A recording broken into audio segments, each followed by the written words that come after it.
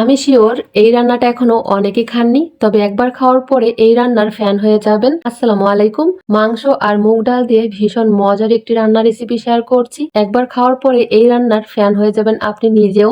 এখানে নিয়েছি 1 কাপ মুগ ডাল আর এখানে 250 গ্রামের মতো আছে। মুগ ডালটাকে আমি 10 মিনিট ভিজিয়ে রাখবো। এখানে আমি 500 গ্রামের মতো ব্রয়লার মুরগি নিয়েছি। এখন একটা মশলা তৈরি করব, তার জন্য এখানে 3টা টমেটো নিয়েছি, পরিমাণ মতো আদা দিয়েছি আর পরিমাণ মতো রসুন দিয়ে দিলাম, পেঁয়াজ দিয়ে দিলাম 2টা, 1 টেবিল চামচ কাঁচা জিরা বাটা দিয়ে দিলাম। সবকিছু এখন একসঙ্গে ব্লেন্ডারে ব্লেন্ড করে নিব। আপনারা চাইলে কিন্তু আলাদা আলাদা বেটেও দিতে পারেন। ডালটাকে ভালো করে ধুয়ে পানি ঝরিয়ে নিয়েছি। এখন প্যানে দিয়ে এটাকে ভেজে নিচ্ছি। এখানে আমি 2 টেবিল চামচের মতো তেল দিয়ে দিলাম। তেলের উপর ভেজে নিব, তাহলে সুন্দর একটা ঘ্রাণ আসবে। ডালগুলোকে 4-5 মিনিট সময় নিয়ে ভেজে নিয়েছি। এখন এগুলোকে নামিয়ে নিব। এখানে 2 টেবিল চামচ সয়াবিন তেল দিয়ে দিলাম কিছুটা পেঁয়াজ কুচি। একটা ব্রেস্তা বানিয়ে নিব। এই তো পেঁয়াজগুলোকে ভেজে নিয়েছি, এখন নামিয়ে নিব। একই প্যানে দিয়ে দিচ্ছি মুরগির মাংসগুলা।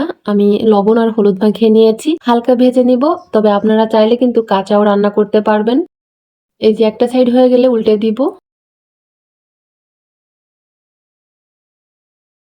ভেজে নিয়েছি, এখন নামিয়ে নিব। দেখলে বুঝতে পারবেন হালকা ভেজেছি। এখানে একটা কড়াই দিয়ে দিলাম 1/4 কাপ তেল, দিয়ে দিলাম 3-4টে পেঁয়াজ কুচি আর 2-3টা কাঁচামরিচ ফালি করে দিয়েছি। একটু ভেজে নিব।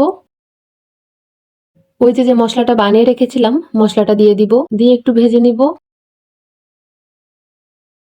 এখানে দিয়ে দিচ্ছি স্বাদ মতো লবণ। লবণটা দিয়েও মশলাটাকে কিছুক্ষণ ভেজে নিব।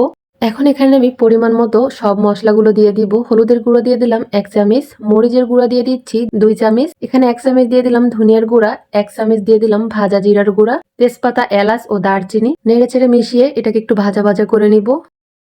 এখন এখানে আমি দিয়ে দিচ্ছি 1/4 কাপের মতো পানি। পানিটা দিয়ে মশলাটাকে কিছুক্ষণ কষিয়ে নিব, যাতে মশলার কাঁচা গন্ধটা চলে যায়।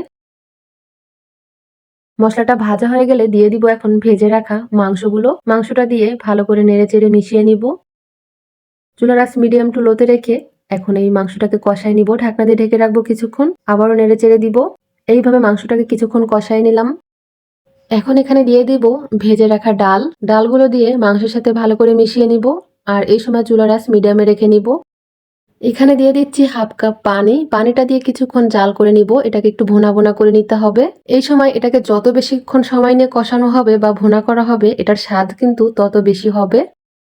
কিছুক্ষণ ভুনে নিয়েছি। এখন এখানে দিয়ে দিচ্ছি 2 বাটি পানি বা পরিমাণ মতো পানি। পানিটা দিয়ে ভালো করে নেড়ে চেড়ে মিশিয়ে দিলাম। এখন এটাকে জাল করে বলক তুলে নিব। বলক চলে আসার পরে একটু নেড়ে চেড়ে দিব, আবার ঢাকনা দিয়ে ঢেকে রাখবো। এই সময় ফুল আঁচে রান্না করব, তা না হলে ডালটা কিন্তু গলে যাবে। একটু পর পর আলতো হাতে নেড়ে দিব, যাতে নিচ দিয়ে লেগে না যায়। ডাল মাংসটা পুরোপুরি রান্না কমপ্লিট হয়ে গিয়েছে। আর রান্না করার পরে কতটা লোভনীয় লাগছে। এই যে ডালগুলা কিন্তু একদম আলাম আছে, একটু গলে যায়নি। গলে গেলে কিন্তু খেতে বেশি ভালো লাগবে না। আর কতটা লোভনীয় হয়েছে রান্নাটা। বেরেস্তা দিতে ভুলে গিয়েছি, তাই উপর দিয়ে এখন দিয়ে দিচ্ছি। দিয়ে ঢাকনা দিয়ে ঢেকে রাখবো কিছুক্ষণ। তারপরে গরম ভাতের সাথে পরিবেশন করে নিব। সাদা ভাত, পোলাও ভাত, মোটা ভাত, চিকন ভাত, যে কোনো ভাতের সাথে কিন্তু এটা দারুণ লাগে খেতে। গরম ভাত আর সাথে গরম গরম এই মাংসের ডালটা খেতে ভীষণ মজার হয়। আর খাওয়ার পরেও মুখে স্বাদ লেগে থাকবে। রেসিপি ভালো লাগলে একবার হলেও তৈরি করবেন, আশা করি সবার কাছে ভালো লাগবে।